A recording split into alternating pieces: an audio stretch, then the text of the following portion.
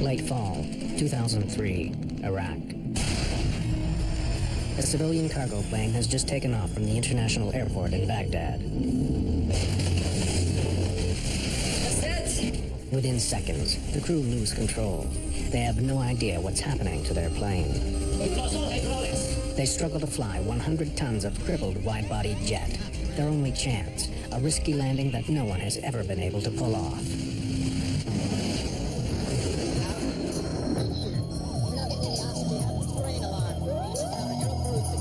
We are in an emergency.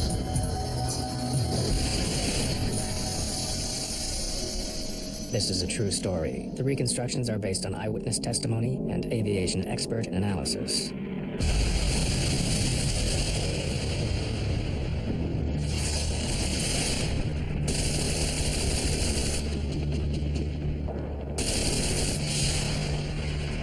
By November 2003, the American-led coalition has been in charge of Iraq for 6 months. The Iraqi army is defeated. Saddam Hussein, the deposed president, remains in hiding. Ominously, the main threat is now from secret armed groups. They are targeting civilians, both Iraqi and foreign, in order to make the country unstable, perhaps even provoke a civil war. They have plundered Iraqi army stores for every infantry weapon there is, even surface-to-air missiles. Baghdad is a very dangerous place.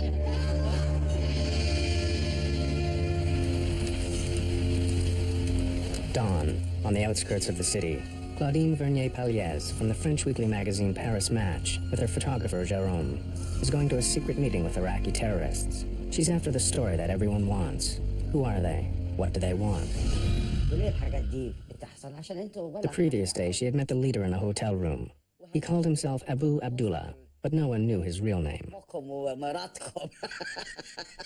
Evidently, this man was very, very determined to stop at nothing, to show the Americans that he wanted no more of them, at least not their military tactics.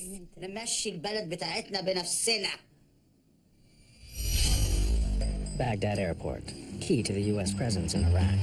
Military planes fly in daily to supply the troops and to help rebuild the shattered country.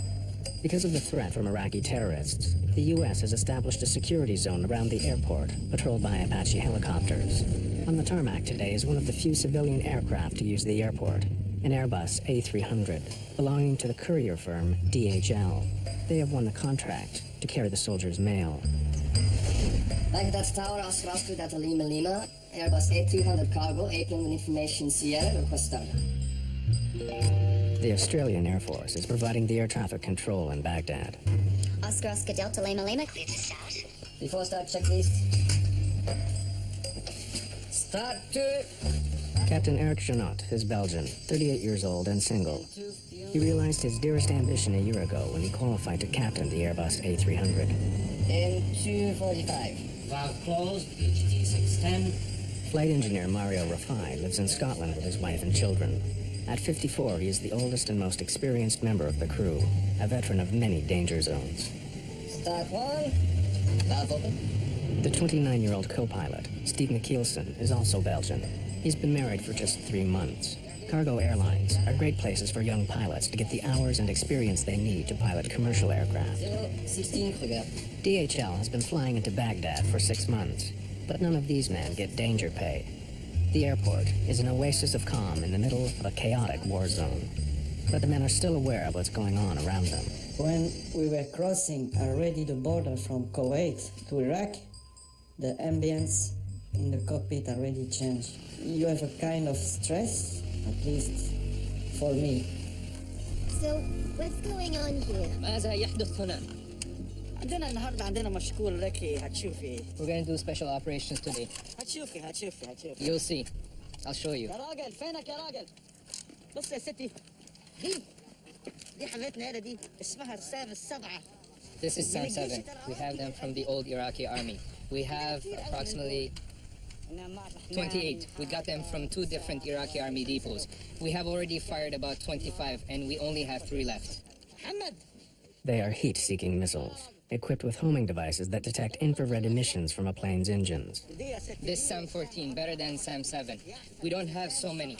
I think we should use this one today. It was very good before. في الماضي. We shot down a plane in S03E02 and my fighters recorded 177 dead.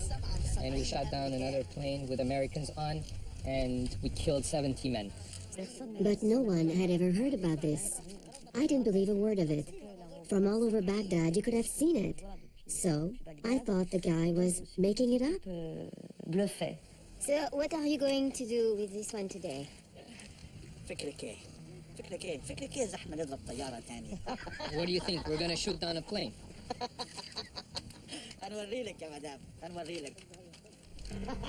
I'll show you. The journalists are shocked. What if he's not bluffing after all? This is not the story they came for. If the terrorists are telling the truth, they could be about to witness a mass murder.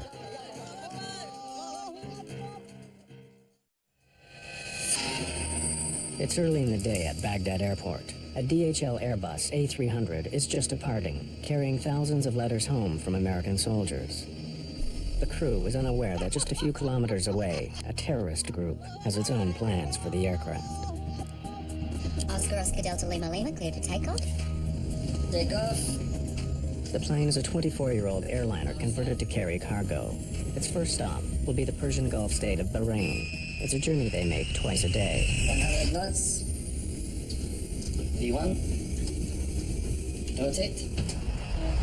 V2. Positive climb. Despite the calm in the cockpit, the crew knows that below 3,000 meters, they're vulnerable to attack from the ground. So far, no plane in Iraq has been hit with a surface-to-air missile, but it is known that the terrorists now have such weapons. It's a strange ambience, it's a strange feeling. Between the time you take off and you reach 10,000 feet, you know that you are in danger. Gear up. Gear up. No lights. Meanwhile, the terrorist leader, Abu Abdullah, appears to have chosen his spot. He asked us to park our cars pointing outwards so that everybody could leave in a different direction. That's when I should have realized that the bluffing was over.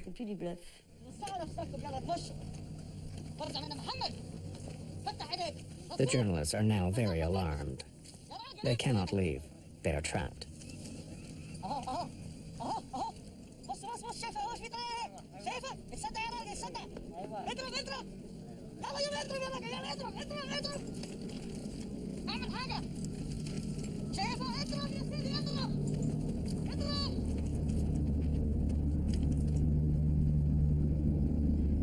This is video shot by the terrorists themselves. They'll deliver it to the media in Baghdad the next day.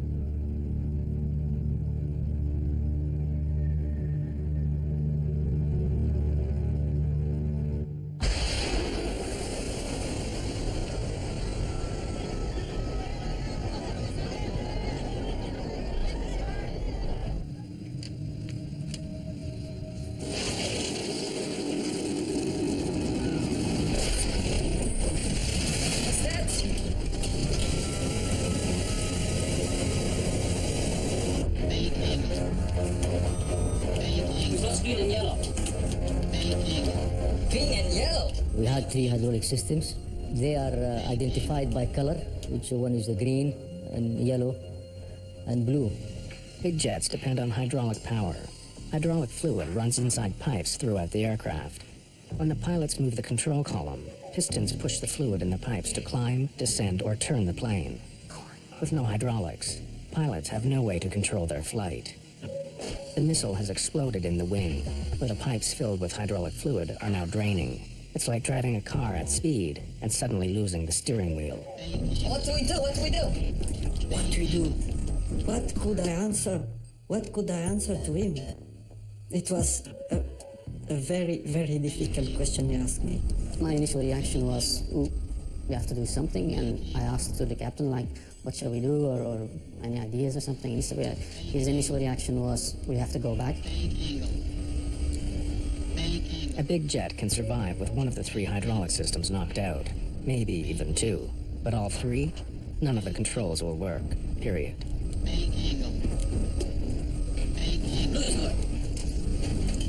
I think we hit something. Blue is gone. We've lost all hydraulics. All three hydraulic systems gone. There's nothing left.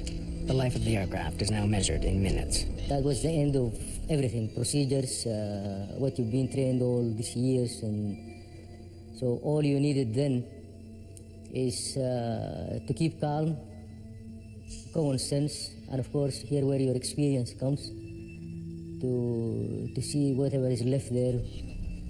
But we had nothing to come back to or read or do or follow.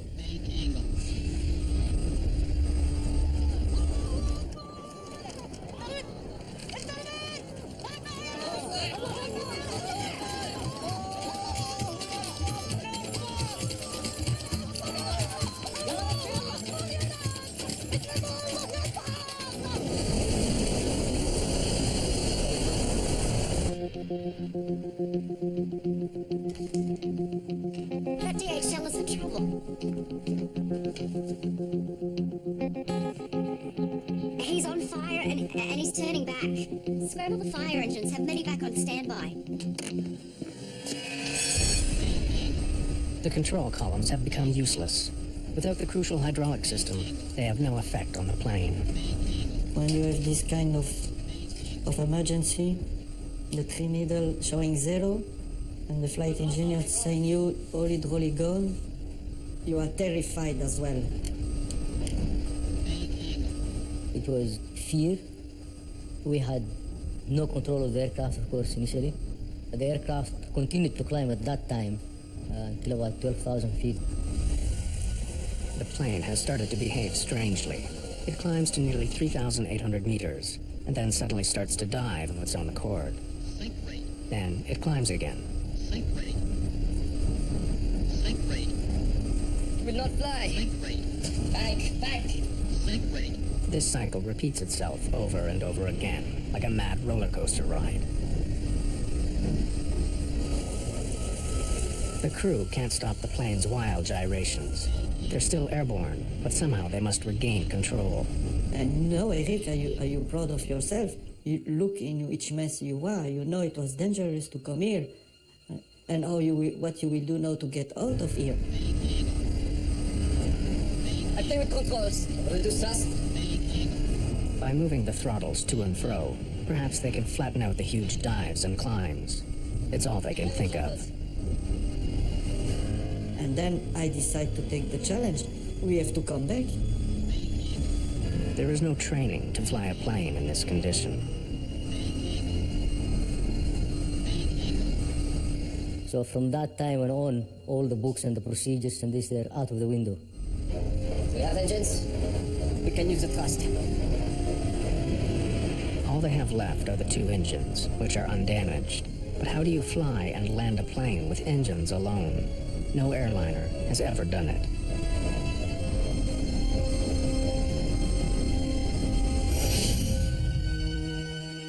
Certainly not this one. In August 1985, a Japan Airlines Boeing 747 had suffered a catastrophe minutes after leaving Tokyo. The bulkhead at the back of the cabin burst open. The force of the rushing air blew off most of the tail fin and cut all the hydraulic lines. Without hydraulic power, the pilots of the 747 were little more than passengers themselves. A jet with 524 people on board, flying over the mountains of central Japan, was virtually helpless, swaying in the sky like a drunken bird. It really could be considered a miracle that the pilots were able to keep the airplane flying for 30 minutes or more after having lost all the hydraulics in their flight controls.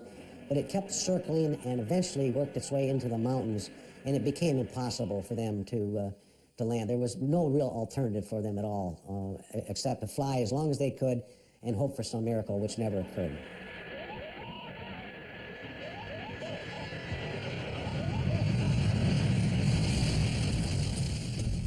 When the 747 hit a mountain, it was the worst single crash in aviation history. 520 people died. How could the DHL crew succeed where the Japanese pilots failed? The first task is to try to calm the wild plunging of the aircraft. The airplane will tend to go into what's called a phugoid in the vertical mode. It will descend, speed up, therefore pick up more lift, then it would climb, pitch up and climb, it would slow down, lose lift, and so it would go into this, and it was very difficult for the pilots to control that. They have to do it using engine power alone, the only thing they have left. They find that if they reduce engine power, the plane's nose drops, and they begin to gather speed. If they then push the throttles forward, the nose comes up and they start to climb. But they have to learn precisely when to increase and decrease speed.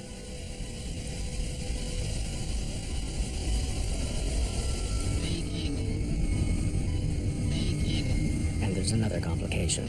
The damage to the left wing is creating drag on that side and pulling them round to the left in a wide circle. One of the most difficult things to master, to keep the pitch attitude in a normal way, was already difficult enough. And now, on top of this, we had to use asymmetrical thrust because the airplane was banking to the left all the time. There was a part of the left wing which was gone. Bank, bank!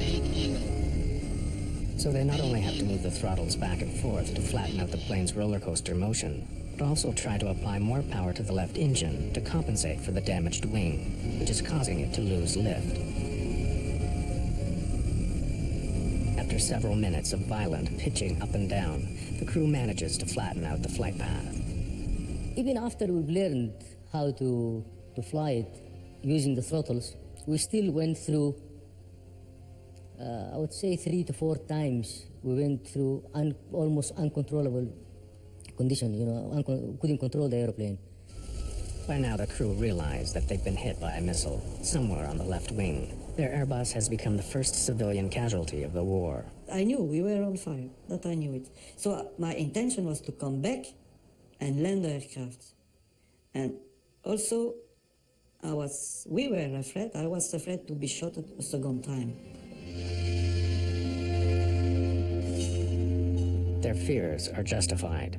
The terrorist leader Abu Abdullah is waiting for a second chance to finish them off.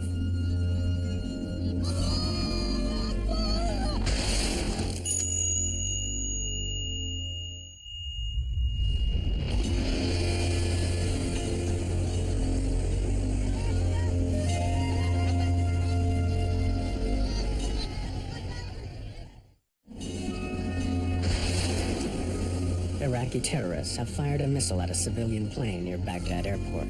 The left wing is on fire, and the crew is in desperate trouble. Now the terrorists aim to finish it off. They launched a second missile that missed the plane this time. And then he told everyone, "Let's go," and we all left quickly.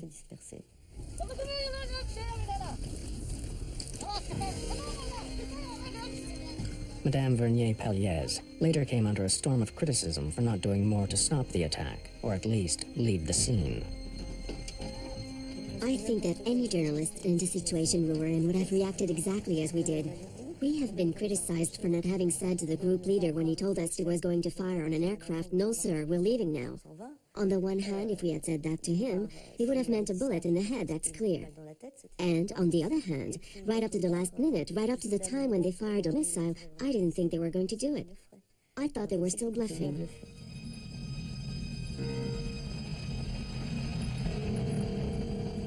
While we were trying to find our way back with our chauffeur, we saw that the plane, its left wing was on fire. It was now turning like this.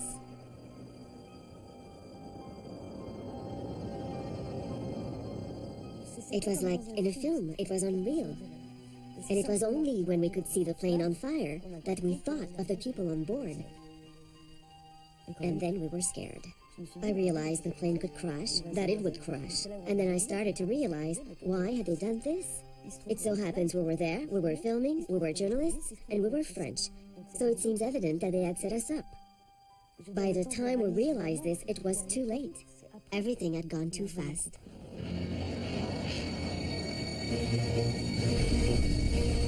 The crew knows nothing of the second missile. Hey, Graham, did you guys say there's an aircraft on fire? This remarkable video, seen here exclusively for the first time, was shot with the infrared heat-sensitive camera of a U.S. Apache attack helicopter. Apaches routinely patrol the area around the airport, watching out for terrorists. Daytime 5-4, Town. Roger, 5-4 is observing the aircraft inbound under our sighting system. He's got, appears to be a fire on his far left engine. The intense heat of the fire on the Airbus shows up as a blur on the helicopter's heat-sensitive camera.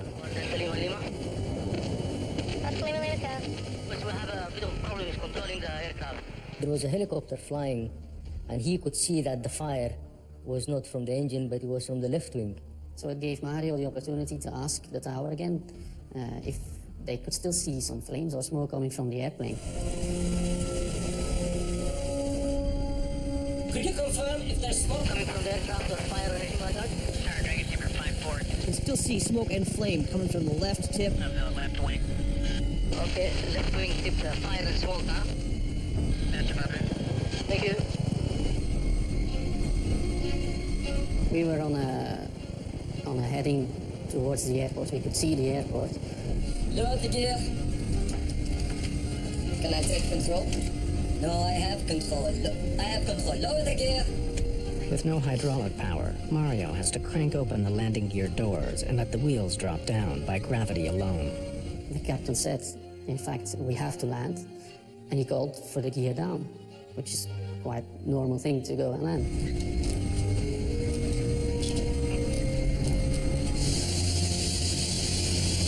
But it has an unintended effect. Lowering the landing gear has altered the entire balance of the aircraft just when they thought they'd figured out how to control it. It causes the nose to point high in the air and the speed to fall. No, the speed!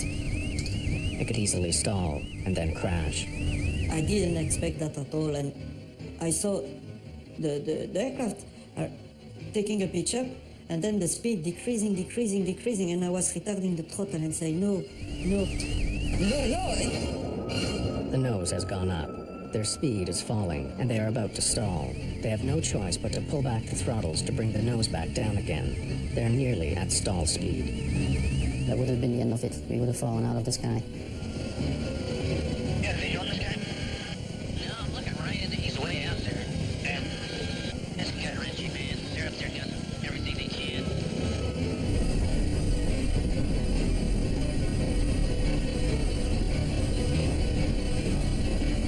I was afraid that maybe one wing we stole, and on this time it's finished. I think I'd rather try to crash on a runway than crash into the desert. Yeah, trying to land on a runway where you can just belly up in the desert, the sand would probably put out any fire. Cautiously, they managed to coax a bit more speed from the engines. Lowering the gear brought them to the brink of disaster, but now the plane is easier to control. The airplane miraculously became more stable afterwards. That's one of the first factors which proves how lucky we were that day.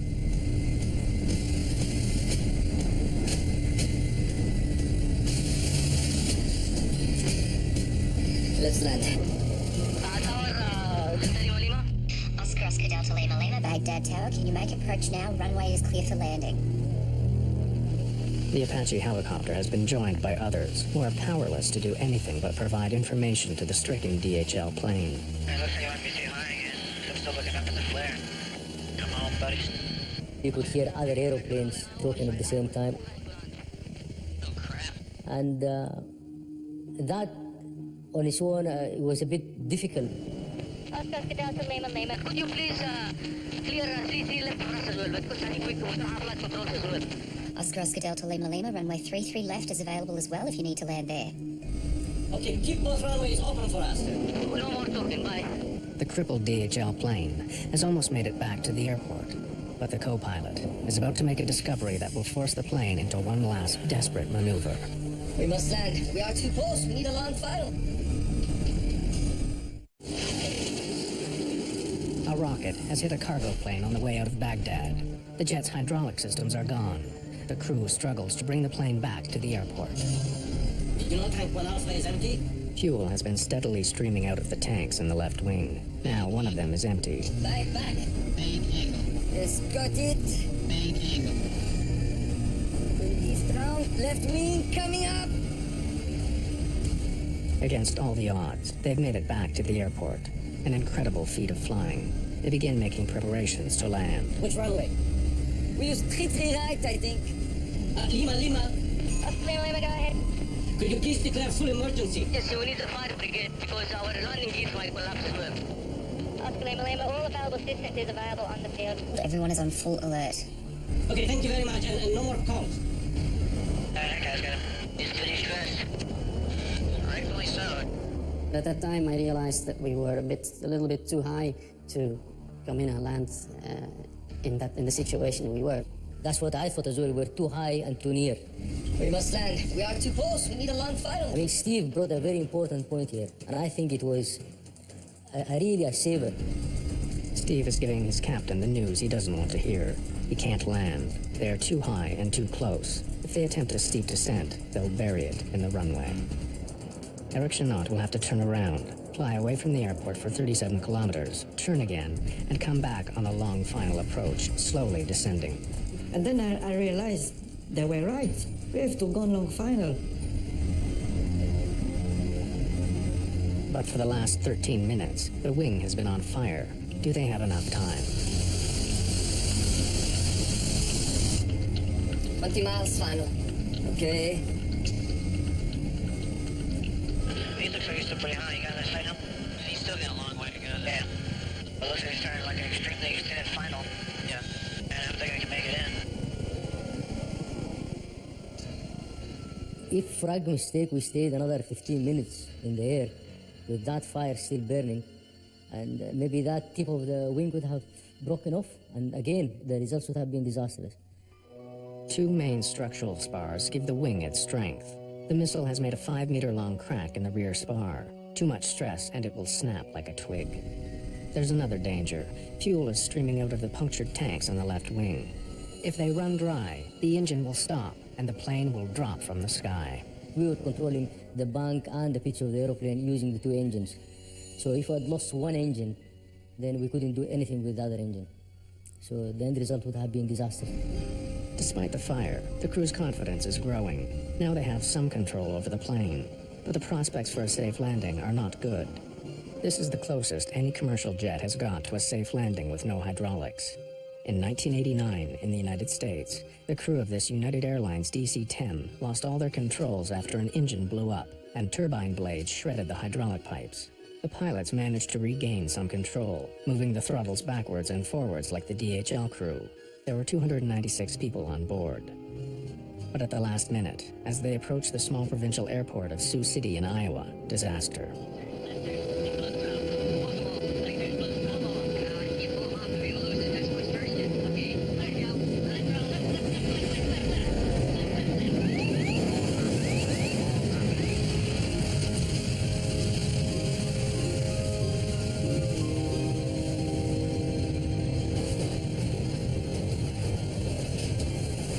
Of the 296 people on board, 111 died.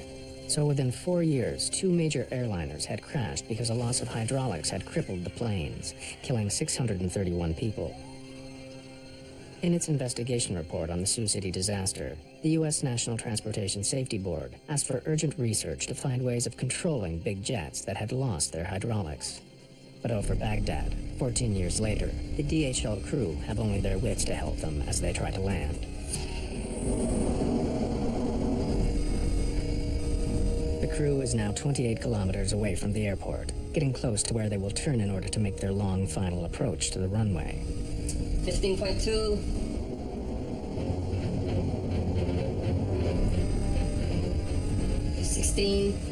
Now we to the right. Not yet. This is where experience counts now, and you have to rely on what you know. We were pretty sure that we were going to be able to make it to the airport, but we were absolutely not sure that we were going to be able to make it to the runway. 16.5. Now we turn. 17 miles. Now we turn.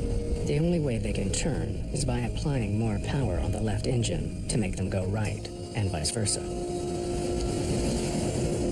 They are swinging round to the right, trying to keep the plane steady and descend all at the same time, using nothing but the engines. Airport at 340, come right. Now 320.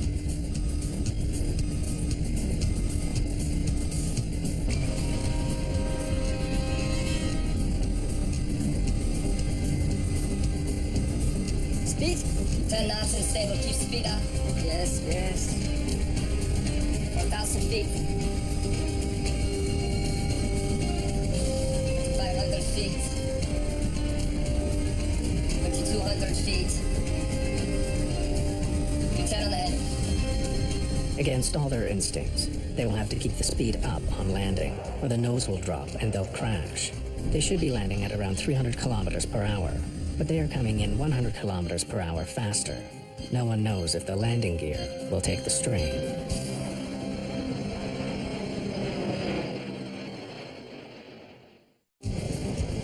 A DHL cargo plane limps back to the Baghdad airport. A missile has hit the plane, robbing it of all hydraulic control. Safely landing a plane this badly damaged has never been done. As they reach 120 meters, the hot air from the ground and strong wind blowing across their flight path upsets all their plans. The wind coming from the left and the turbulence, we were drifting to the right. That's where the airport building was. The plane has begun drifting to the right, to where the airport buildings are. It's bumpy. As the plane approaches the runway, the nose is pointing dangerously low, and the left wing is dropping. Oh, buddy. They're carrying too much speed. They could overrun the runway.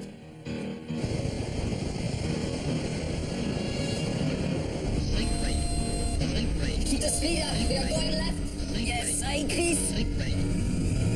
We go to Iceland landing, maybe off the runway. They are landing 3 left. Fire trucks on standby, medevac on standby.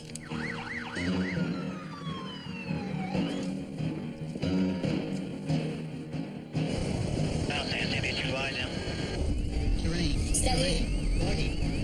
Steady. You are approaching the end of your life. You realize it. Come on, buddy. Okay.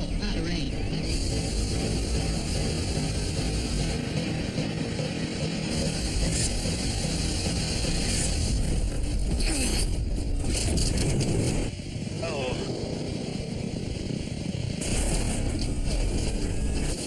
It looks like one of his gear collapsed. Yeah, it did.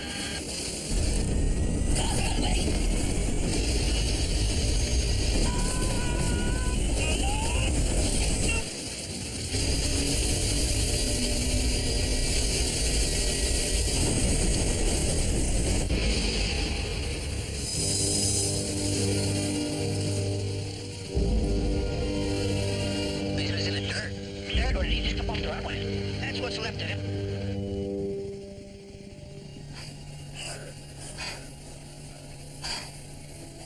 The DHL Airbus has managed to land through an incredible feat of flying.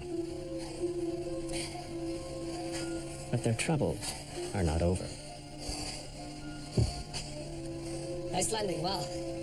Confirm, evacuate? Evacuate. Evacuation. Oh, I handle.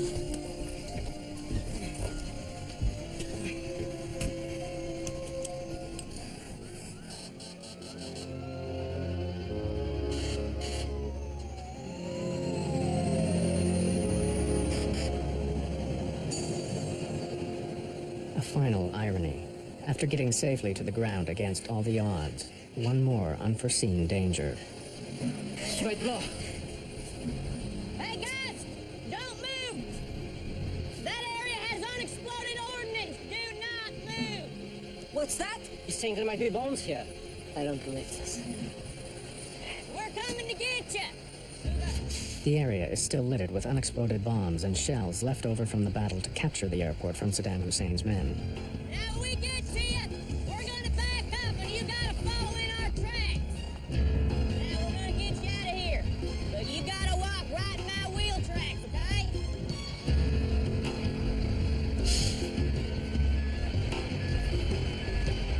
Keep coming. Keep coming. It's not much further now.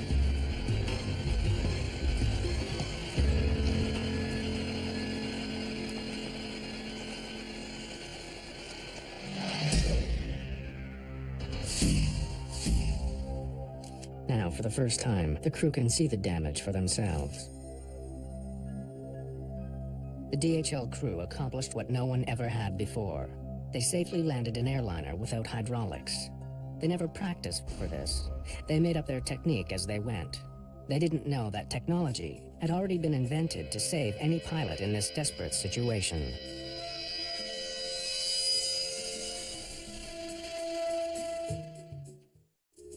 A near disaster in Iraq has brought old scientific research back into the limelight. Without hydraulics, a DHL cargo plane crash lands, but everyone on board survives. Similar crashes in the United States and Japan took more than 600 lives. In 1989, NASA began to investigate ways to land crippled airplanes using only throttle controls. Engineers and pilots came up with software that could cope with total hydraulic failure. It's called PCA, for propulsion-controlled aircraft. The PCA concept is simple. Pilots tell the aircraft's flight management computer what they want to do: turn, climb, descend. But instead of sending those commands down hydraulic lines to the control surfaces, the computer orders the engines alone to do it.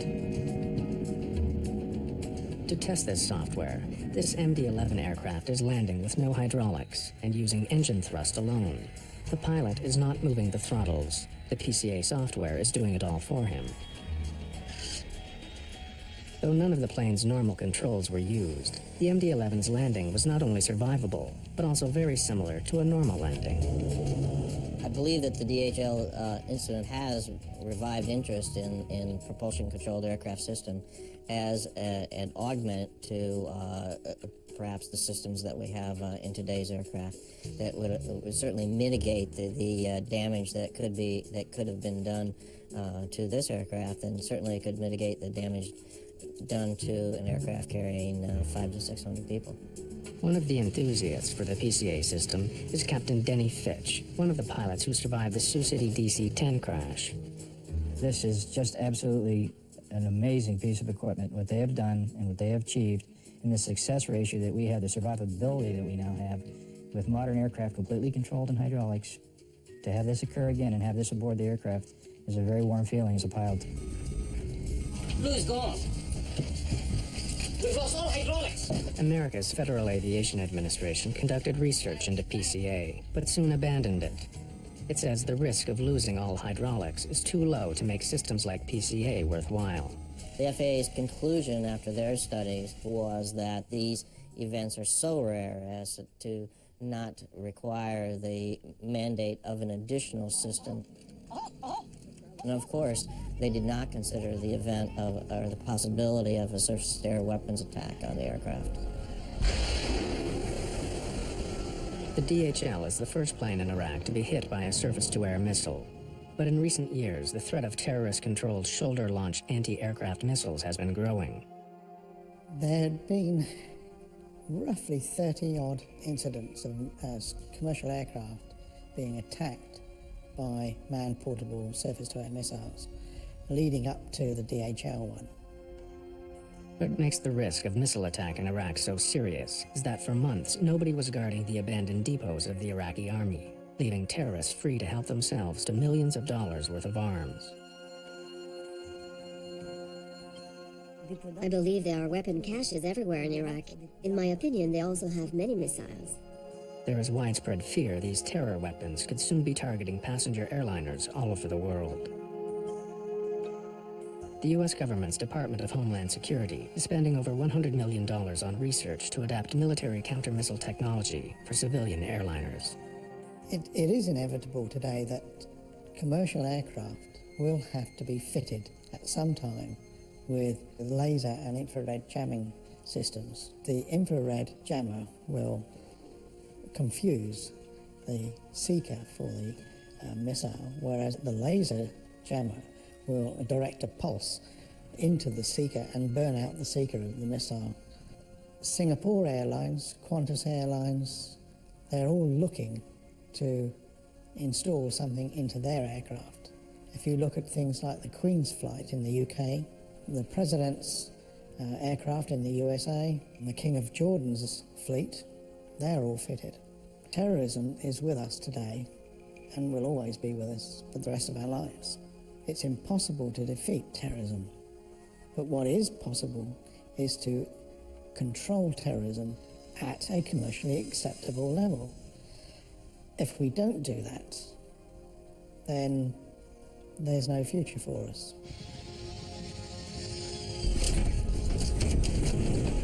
But miraculously, without any of this equipment, the DHL crew had brought their plane to a successful landing.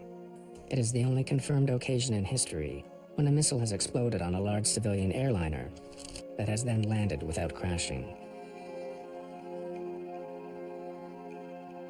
For Mario Rafai, it was a good note on which to retire. It was a good timing, actually, to say goodbye to aviation. As I said, I've been flying for 30 years.